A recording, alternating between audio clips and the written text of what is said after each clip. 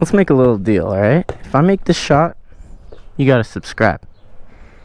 Hello, I am standing next to the Sur Ron that I have been riding and upgrading for about 2 years now.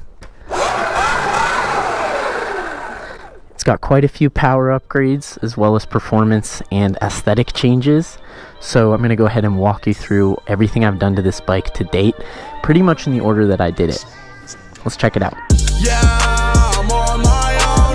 I don't need no one. I don't. Yeah, I'm in my zone. So I bought this bike for $3,200 used from Lunicycle about 2 years ago. It is a Sur Ron X. They don't come in color anymore in the US. They're all black now. It's a red Sur Ron X from 2018. And the first things I did to it that I'd recommend all new Sur Ron owners do to their bike is I upgraded the pegs and the handlebars. I've got 3-inch riser Deity 31.8 millimeter riser bars up on the front. Makes a huge difference for the riding posture, both off-road and for wheelies. You can stand up a little more comfortable having the higher bars. The pegs are Warp 9 pegs. You can also fit RMZ 250 pegs, I believe, before 2012. Also makes a huge difference for the rideability of the bike. You get way more grip on your feet. I believe the very next upgrade I did to this bike was actually the Supermoto wheel set. I was riding on the street almost entirely and I thought it made sense, which it does if you ride mostly street. These are 17-inch custom Supermoto wheels from Wicked Wheel Works. I got them for $500. At the time he was selling on eBay, he's not doing that anymore, so you might have to look elsewhere for some custom wheels. Anyone that rides mostly street, I would definitely recommend getting a set of Supermoto wheels. They grip the pavement a lot better, they're a little lighter, and I think they look really good on the frame. To add a little character, I threw on an LED underglow kit from Sur Ron Pit Stop. Adds a lot of bright colors at night. It's also a little safer too for visibility. The brakes are fully upgraded. I've got a larger 220mm rotor on the front. This is a Magura floating rotor. And I've got actually the stock Sur Ron brake rotor in the back because the bolt pattern is proprietary. It's really hard to find replacement rotors for the rear. Magura MT5 hydraulic 4-piston brakes, both front and rear. Highly recommend these brakes. They're about $120 per end. You get the master cylinder and the caliper. Brake fade is a concern on these bikes. You're running mountain bike brakes on pretty much a motorcycle, and as a result, the brake pads wear out super quick. So I wanted to try something new, and I ordered these custom Kevlar brake pads all the way from Europe. They're made in Lithuania. They fit into the MT5 brakes, and they are outstanding. They've got great braking power, and they've lasted already 2 months. The Magura pads that Magura sells for these brakes last about a month. So highly recommend the Kevlar pads. All the links are going to be down below. In order to fit the front brake on a larger 220mm rotor, I have 2 spacers and longer bolts. I've got another video that I walk through how I did this, and I will link it up above. Had to change out the grips. These are Pro Taper grips. They're all torn up from dumping the bike, but they work great. Since filming the beginning of this video, I've also installed a headlight that I'm super excited about. This is the Fisher Fab House headlight plug and play for the Sur Ron. 3200 lumens. It is blindingly bright. It lights up the entire street at night. Fortunately, you have 4 power modes. I use power mode 1 during the day and then 2 at night. 3 and 4 really are, I think, dangerously bright at night. You'll be blinding drivers, but this light is a beast. I think it looks amazing. It's plug and play for the Sur Ron. The mount fits perfectly. It's small but incredibly bright. Highly recommend it. I've got this direct stem mount that I've installed invertedly because I think it looks better. Nice addition: when you drop the bike, the bars don't twist. You don't have to realign them every time you drop the bike. Speaking of dropping the bike, I've also got a peg spacer between my 2 pegs. This is essential for a Sur Ron. It's one of the weakest points of the bike. When you tip the bike, the peg mount tends to bend or break. So when you've got the peg spacer, you can dump the bike and your pegs stay on. That was from Sur Ron Shop. Also from Sur Ron Shop, I've got this steel bash guard. It's far more robust than the stock bash guard. If you do any serious off-roading, or really quite frankly any riding, you're going to want an upgraded bash guard, and this one's been great from Sur Ron Shop. I've got a carbon fiber battery lid from Flow Carbon here. It's absolutely stunning gloss carbon fiber, all genuine. Fits right on there. I installed a 62 tooth sprocket. This is about as big as I've seen anyone put on a Sur Ron. It's definitely for stunting. It picks up the front wheel just instantly, but you really do sacrifice top speed. It's very easy to loop the bike, but very fun upgrade as well.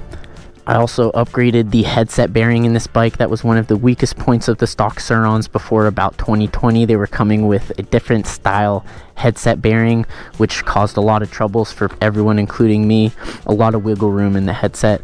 I since installed a 2020 tapered bearing headset that you find on any newer Sur Ron, and it's been great. It definitely solved that problem. Now getting into the more pricey upgrades, this front fork is a Marsaki Bomber 58. This was very generously purchased for me by a fan on Instagram. You know who you are, massive shout out. They're about $1,000 and I think they look really good and they do perform much better than the stock suspension. And last but certainly not least, let's talk about the power upgrades. I'm running a 72 volt 32 amp hour Molicel battery from Lightspeed. Outstanding battery. It's put up with all the abuse I've put it through. The customer service of Lightspeed isn't quite there. I think a lot of people are familiar with those lead times and sort of a lack of communication with customers, but the batteries, they are outstanding. I can't deny that.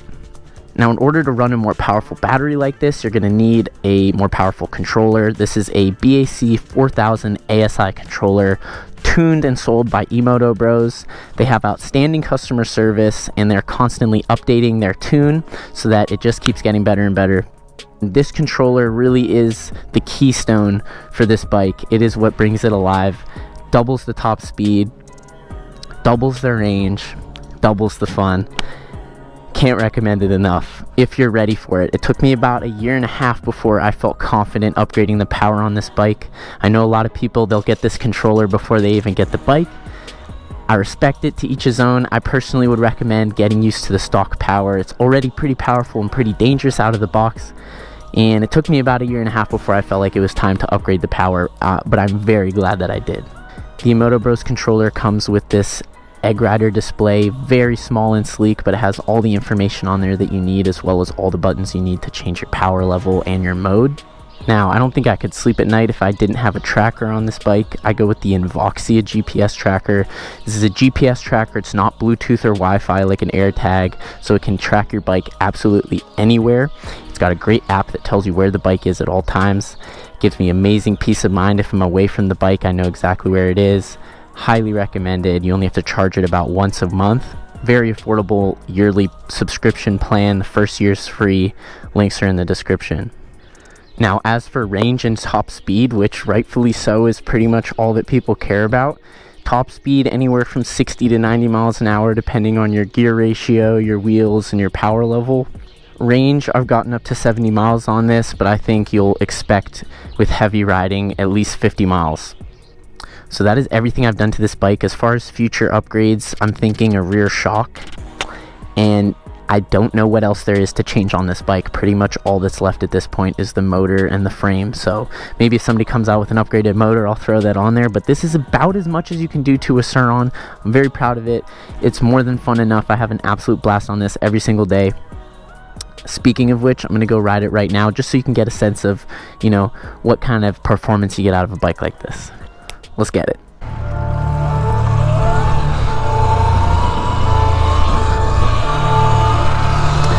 So those are the upgrades on this bike. I'm going to do a little demo ride right now. I'll do some wheelies. The front wheel picks up so easy. You do not need to put any weight into it.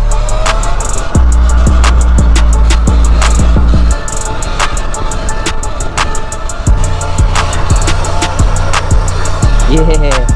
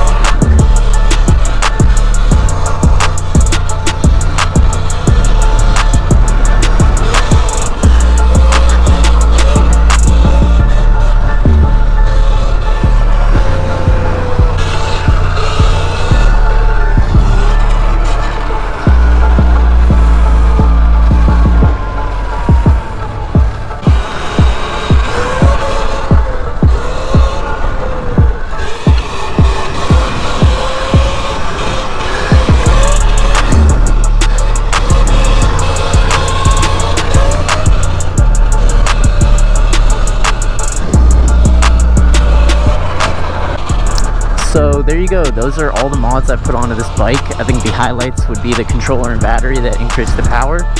I think something special about this bike is how big the sprocket is. It's really just an unreal amount of torque, especially with the smaller diameter wheels.